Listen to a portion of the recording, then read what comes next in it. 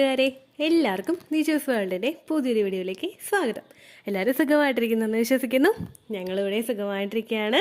അപ്പോൾ എല്ലാവരും സന്തോഷത്തോടെയും ആരോഗ്യത്തോടെയും ഒക്കെ ഇരിക്കുക കേട്ടോ. കഴിഞ്ഞ ദിവസം നമ്മുടെ ചാനലിൽ എൻ്റെ ഒരു ഫ്രണ്ട് പ്രഗ്നൻസി ആകുന്ന ഒരു ടൈം പീരീഡിൽ, അതായത് ഓവുലേഷൻ കഴിഞ്ഞിട്ടുള്ള സമയങ്ങളിൽ എന്തൊക്കെ ലക്ഷണം ഉണ്ടാകുമെന്ന് നോട്ട് ചെയ്ത് വെച്ചതും പ്രഗ്നൻസി പോസിറ്റീവ് ആയപ്പോഴേക്കും ആ ലക്ഷണങ്ങളെല്ലാം ഡേ ബൈ ഡേ ഉണ്ടായത് ഷെയർ ചെയ്തതും ഞാൻ വീഡിയോ ചെയ്തിട്ടുണ്ടായിരുന്നു. അങ്ങനെ വീഡിയോ ചെയ്തപ്പോഴേക്കും എന്നോട് ഒരാൾ പറഞ്ഞിട്ടുണ്ടായിരുന്നു, ചേച്ചി എനിക്കും ഇതുപോലെ നോട്ട് ചെയ്ത് വെക്കുന്ന ഒരു സ്വഭാവമുണ്ട്. കുറേ അധികം നാളുകളായിട്ട് ഞാനിങ്ങനെ നോട്ട് ചെയ്ത് വെക്കുന്നുണ്ട്. പ്രഗ്നൻസി എനിക്ക് പോസിറ്റീവ് ആവുകയാണെങ്കിൽ ഞാൻ ആ ലക്ഷണങ്ങൾ ചേച്ചിക്ക് മെയിൽ ചെയ്ത് തരാം, ഫോട്ടോ എടുത്ത് മെയിൽ ചെയ്ത് തരാമെന്ന് ഒരു കുട്ടി പറഞ്ഞിട്ടുണ്ടായിരുന്നു. അപ്പോൾ ഞാൻ ഇങ്ങനെ പ്രഗ്നൻസി പോസിറ്റീവ് ആയപ്പോഴേക്കും ആ കുട്ടി മെയിൽ ചെയ്തു. അപ്പോൾ എന്തെല്ലാം ലക്ഷണങ്ങളാണ് ആ ഡേ ബൈ ഡേ ഉണ്ടായതെന്ന് നമുക്ക് നോക്കാം കേട്ടോ. ഈ ലക്ഷണങ്ങളെല്ലാം ഓരോരുത്തരും നമുക്ക് ഷെയർ ചെയ്ത് തരുന്നത് നമുക്ക് ശരീരത്തിനൊരു പ്രത്യേകമായിട്ടുള്ളൊരു കെയർ കൊടുക്കാനും അതുപോലെ തന്നെ ശരീരത്തിലുണ്ടാകുന്ന പല മാറ്റങ്ങളും നമ്മൾ എളുപ്പത്തിൽ റെക്കഗ്നൈസ് ചെയ്യാനും വേണ്ടിയിട്ടാണ്. അപ്പോൾ ഈ ഒരു പ്രഗ്നൻസി പോസിറ്റീവ് ആയ ഒരു കുട്ടിക്ക് ആരോഗ്യമുള്ള ഒരു കുഞ്ഞിനെ കിട്ടട്ടെ എന്ന് നമുക്ക് പ്രാർത്ഥിക്കാം. അതുപോലെ തന്നെ പ്രഗ്നൻസി ത്രൂ ഔട്ട് ഒരു കോംപ്ലിക്കേഷൻസും ഇല്ലാതെ സക്സസ്ഫുൾ ആയിട്ട് മുൻപോട്ടേക്ക് പോകാനും നമുക്ക് പ്രാർത്ഥിക്കാം കേട്ടോ. ഇതുപോലെ നിങ്ങൾക്കും നിങ്ങളുടെ പ്രഗ്നൻസിയിൽ വരുന്ന ഓരോ ലക്ഷണങ്ങളും ഷെയർ ചെയ്യാനായിട്ട് താല്പര്യമുണ്ടെങ്കിൽ അത് ഫോട്ടോ എടുത്തതിന് ശേഷം നമുക്ക് ചാനലിലോട്ട് മെയിൽ ചെയ്ത് തരിക കേട്ടോ. അപ്പോൾ ഞാൻ ഇതുപോലെ വീഡിയോസ് ചെയ്യുന്നതായിരിക്കും. അപ്പോൾ ഇവിടെ ഈ കുട്ടിക്ക് ഇംപ്ലാന്റേഷന്റെ സമയത്ത്, അതായത് ഓവുലേഷൻ കഴിഞ്ഞിട്ട് 6 to 12 ഡേയ്സിനകത്താണല്ലോ നമുക്ക് ഇംപ്ലാന്റേഷൻ സംഭവിക്കുന്നത്.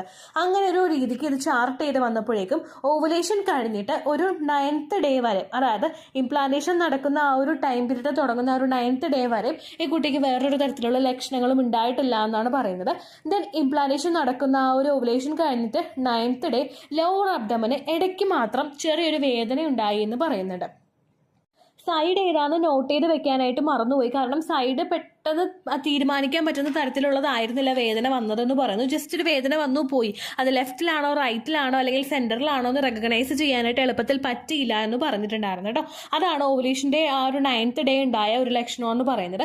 ദെൻ ഒരു 10th ഡേ ആയപ്പോഴേക്കും വയറിൽ അസ്വസ്ഥത ഉണ്ടായി എന്ന് പറഞ്ഞിട്ടുണ്ട്. നേരത്തെ ഇംപ്ലാന്റേഷൻ നടക്കുന്ന ആ ഒരു നേരത്തെ മുൻപ് പറഞ്ഞ ലക്ഷണം അല്ല ഉണ്ടായത്.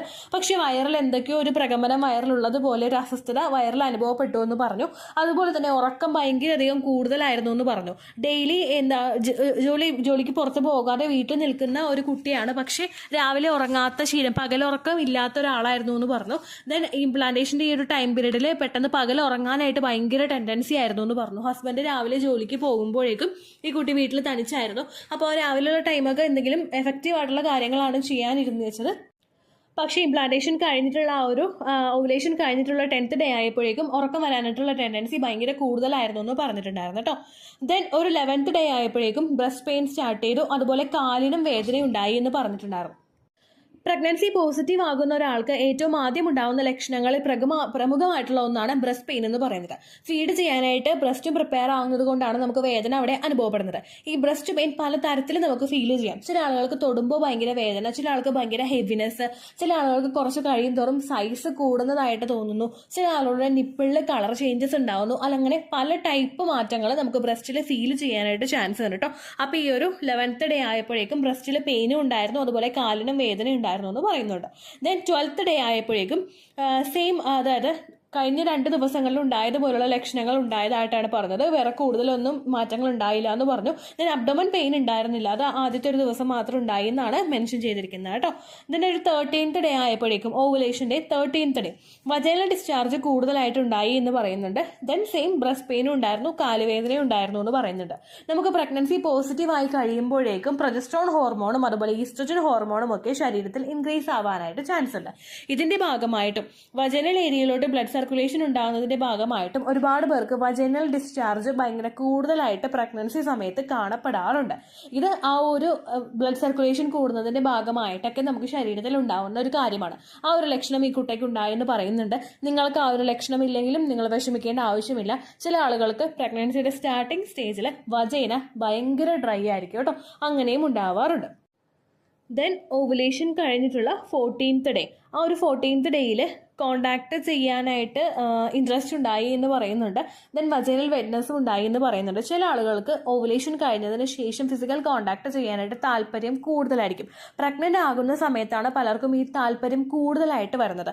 ഇങ്ങനെ ഉണ്ടാവാനായിട്ടുള്ള കാരണം ഞാൻ തുടക്കത്തിൽ പറഞ്ഞതുപോലെ തന്നെ, അതായത് ഒരു മിഡിൽ ഞാൻ പറഞ്ഞിട്ടുണ്ടായിരുന്നല്ലോ, നമുക്ക് ബ്ലഡ് സർക്കുലേഷൻ കൂടുന്നത്, അതും ഒരു റീസൺ ആണ്. അതുപോലെ തന്നെ നമുക്ക് ആ ഒരു ഹോർമോൺസിന്റെ ഒരു ഹൈക്കൊക്കെ വരുമ്പോഴേക്കും ചില ആളുകൾക്ക് അവരുടെ ശരീരം കോണ്ടാക്ട് ചെയ്യാനായിട്ട് താല്പര്യം പ്രകടിപ്പിക്കാറുണ്ട്.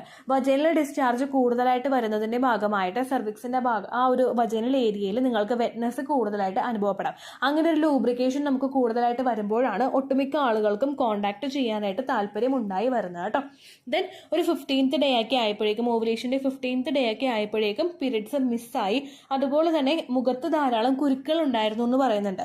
ഓൾറെഡി പീരിയഡ്സ് ആകുന്ന സമയത്ത് മുഖത്ത് കുരുക്കൾ വന്നുകൊണ്ടിരിക്കുന്ന ഒരാളായിരുന്നു. പക്ഷേ അങ്ങനെ കണ്ടപ്പോഴേക്കും പീരിയഡ്സ് ആകുമെന്നാണ് വിചാരിച്ചത്. പക്ഷേ എക്സ്പെക്റ്റഡ് ഡേറ്റിൽ പീരിയഡ്സ് മിസ്സായി എന്ന് പറയുന്നുണ്ട്.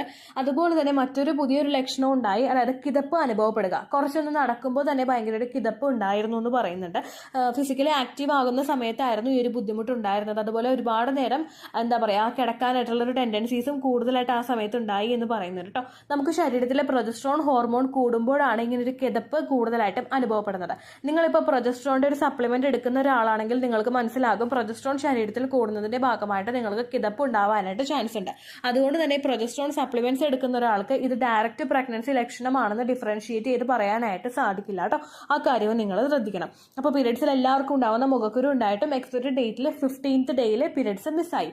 ദെൻ 16th ഡേ ആയപ്പോഴേക്കും ചെറിയൊരു ബ്രൗൺ കളറിലെ സ്പോട്ടിംഗ് ഉണ്ടായിരുന്നു എന്ന് എഴുതിയിട്ടുണ്ടായിരുന്നു. പക്ഷേ സ്പോട്ടിംഗ് അവിടെ കൊണ്ട് തന്നെ നിൽക്കുകയാണ് ചെയ്തത്. പിന്നീട് അങ്ങോട്ടേക്കുള്ള ഒരു ദിവസം ഒന്നും സ്പോട്ടിംഗ് ഉണ്ടായിട്ടുണ്ടായില്ല. അപ്പോൾ ഇങ്ങനെ കൺവേ ചെയ്തപ്പോഴേക്കും ഞാൻ പറഞ്ഞു, സ്പോട്ടിംഗ് നമുക്ക് നിൽക്കുകയാണെങ്കിൽ, അതായത് ബ്ലീഡിംഗ് ആയിട്ട് വരുന്നില്ലെങ്കിൽ പ്രഗ്നൻസി ടെസ്റ്റ് ചെയ്ത് നോക്കാനായിട്ട് പറഞ്ഞിട്ടുണ്ടായിരുന്നു. അപ്പോൾ ബ്രൗൺ കളറിലെ ചെറുതായിട്ടുള്ള ഒരു സ്പോട്ടിംഗ് മാത്രമേ ഉണ്ടായുള്ളൂ എന്ന് പറഞ്ഞത്. പ്രൊജസ്ട്രോൺ ഹോർമോൺ ശരീരത്തിൽ കൂടുമ്പോഴേക്കും പല ആളുകൾക്കും ചെറു സ്പോട്ടിങ് പ്രഗ്നൻസിയുടെ സ്റ്റാർട്ടിംഗ് സ്റ്റേജിൽ അനുഭവപ്പെടാറുണ്ട്. ചിലപ്പോൾ ആ ഒരു റീസന്റെ ഭാഗമായിട്ടായിരിക്കും ഇങ്ങനെയൊരു സ്പോട്ടിങ് ഉണ്ടായത്. പിന്നീട് അങ്ങോട്ടേക്ക് ഉണ്ടായില്ല എന്ന് പറഞ്ഞു.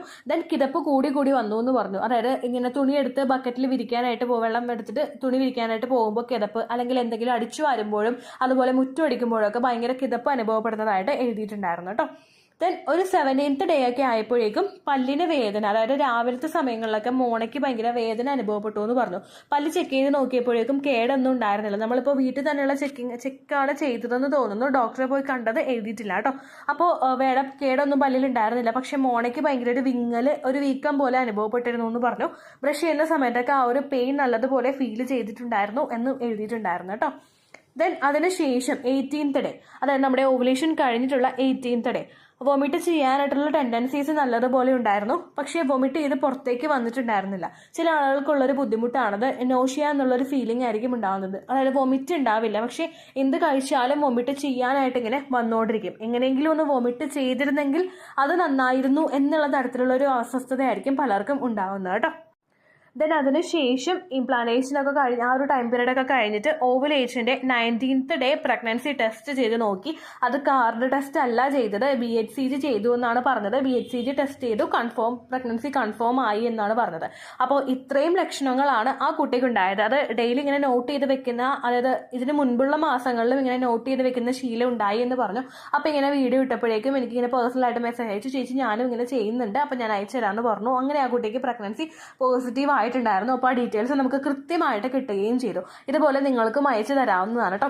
ഇപ്പോൾ ഈ ഒരു ലക്ഷണങ്ങളൊക്കെ ഞാൻ പറഞ്ഞിട്ടുണ്ടെങ്കിൽ തന്നെയും യാതൊരു ലക്ഷണവും ഇല്ലാതെ പ്രഗ്നൻസി പോസിറ്റീവ് ആകുന്ന ആളുകളുണ്ട്. യാതൊരു ലക്ഷണവും ഇല്ല എന്ന് പറയുമ്പോഴേക്കും നമ്മൾ പ്രഗ്നൻസി ലക്ഷണമായിട്ട് എക്സ്പെക്ട് ചെയ്യുന്നത് സോകോൾഡ് പ്രഗ്നൻസി ലക്ഷണങ്ങളായിട്ടുള്ള തലകറക്കം, ഛർദിൽ, നെഞ്ചിരിച്ചിൽ, അല്ലെങ്കിൽ തലകറങ്ങി വീഴല്, ഇതൊക്കെയായിരിക്കും നമ്മൾ എക്സ്പെക്ട് ചെയ്യുന്നത്. പക്ഷെ അങ്ങനെയുള്ള ലക്ഷണമല്ലാതെ നമ്മളുടെ ലൈഫ് സ്റ്റൈലിൽ വന്നിട്ടുള്ള വ്യത്യാസമുണ്ടും നമ്മുടെ ആരോഗ്യത്തിൽ വന്നിട്ടുള്ള വ്യത്യാസങ്ങളും മാറ്റങ്ങളും ഒക്കെ കൊണ്ടിട്ട് പലതരത്തിലുള്ള വിയേർഡ് ആയിട്ടുള്ള പ്രഗ്നൻസി സിംറ്റംസ് പലർക്കും ഉണ്ടാവാറുണ്ട്. അപ്പോൾ ഞാൻ ഈ പറഞ്ഞിട്ടുള്ള സോകോൾഡ് പ്രഗ്നൻസി ലക്ഷണങ്ങൾ ഒന്നും തന്നെ നിങ്ങൾക്കില്ലെങ്കിലും നിങ്ങൾ വിഷമിക്കേണ്ട ആവശ്യമില്ല. എക്സ്പെക്റ്റഡ് പീരീഡ് ഡേറ്റിൽ നിങ്ങൾ പീരീഡ് മിസ് ആകുന്നുണ്ടോ എന്ന് മാത്രം നോക്കുക. അതുപോലെ തന്നെ നിങ്ങൾക്ക് ചെറുതായിട്ടാണെങ്കിലും ബ്ലീഡിങ് വരുന്നുണ്ടെങ്കിൽ അതിന്റെ അളവ് എത്രത്തോളം ഉണ്ടെന്നുള്ള കാര്യവും നിങ്ങൾ മോണിറ്റർ ചെയ്യണം. നോർമലി നിങ്ങൾക്ക് ഉണ്ടായതിനെ അപേക്ഷിച്ച് ബ്ലീഡിങ് കുറവാണെങ്കിൽ, പ്രീവിയസ് മന്തിനെ അപേക്ഷിച്ച് നോക്കിയിട്ട് ബ്ലീഡിങ് കുറവാണെങ്കിൽ നിങ്ങൾ പ്രഗ്നൻസി ടെസ്റ്റ് ചെയ്ത് നോക്കുന്നത് നല്ലതായിരിക്കും കേട്ടോ. അപ്പോൾ ഇത്രയേ ഉള്ളൂ വീഡിയോ. യൂസ്ഫുൾ ആയി കാണുമെന്ന് വിശ്വസിക്കുന്നു. യൂസ്ഫുൾ ആവുന്നുണ്ടെങ്കിൽ ലൈക്ക് ചെയ്യുക, ഫ്രണ്ട്സിനൊക്കെ ഷെയർ ചെയ്ത് കൊടുക്കുക കേട്ടോ. എന്തെങ്കിലും സംശയം ഉണ്ടെങ്കിൽ നിങ്ങൾ കമന്റ്സിൽ ചോദിക്കുക. പണ്ടത്തെ വീഡിയോയ്ക്ക് കമന്റ്സ് ഇടുന്നവർക്ക് റിപ്ലൈ കിട്ടുന്നില്ലെങ്കിൽ ലേറ്റസ്റ്റ് ആയിട്ട് ഞാൻ ഏത് വീഡിയോ ആണ് അപ്ലോഡ് ചെയ്യുന്നത് അതിന് താഴെ കമന്റ്സ് ഒന്ന് കോപ്പി പേസ്റ്റ് ചെയ്യാനായിട്ട് ശ്രദ്ധിക്കുക കേട്ടോ. അതുപോലെ തന്നെ ഓവുലേഷൻ ഡേറ്റ് കണ്ടുപിടിച്ച് തരാനായിട്ട് മെസ്സേജ് അയക്കുന്നവർ എത്രയാണോ നിങ്ങളുടെ കൃത്യം സൈക്കിൾ ലെങ്ത് അത് മെൻഷൻ ചെയ്യാനായിട്ട് ശ്രദ്ധിക്കുക. സൈക്കിൾ ലെങ്ത് എന്നതുകൊണ്ട് ഉദ്ദേശിക്കുന്നത് ഓരോ മാസവും എത്ര ദിവസം കൂടുമ്പോഴാണോ നിങ്ങൾക്ക് ബ്ലീഡിങ് വരുന്നത് അതിനെയാണ് സൈക്കിൾ ലെങ്ത് എന്നതുകൊണ്ട് ഉദ്ദേശിച്ചത് കേട്ടോ. ഫോർ എക്സാമ്പിൾ, നിങ്ങൾക്ക് ജനുവരി 1 ബ്ലീഡിങ് വന്നതെങ്കിൽ, സ്പോട്ടിംഗ് അല്ല, അതായത് ചെറിയ കറ പോകുന്നതല്ല, ബ്ലീഡിങ് തുടങ്ങിയത് ജനുവരി 1 അടുത്ത ബ്ലീഡിങ് നിങ്ങൾ എക്സ്പെക്ട് ചെയ്യുന്നത് ഫെബ്രുവരി 2 ജനുവരി 1 ഡേ 1 ആയിട്ട് എടുത്തിട്ട് ഫെബ്രുവരി 2 ലാസ്റ്റ് ഡേ ആയിട്ട് എണ്ണിയെടുത്ത് പറയുന്നതാണ് നിങ്ങളുടെ സൈക്കിൾ ലെങ്ത് എന്നതുകൊണ്ട് ഉദ്ദേശിക്കുന്നത് കേട്ടോ. അപ്പോൾ ഇത്രയേ ഉള്ളൂ വീഡിയോ. അടുത്തൊരു വീഡിയോ ആയിട്ട് നമുക്ക് വീണ്ടും കാണാം. ബൈ.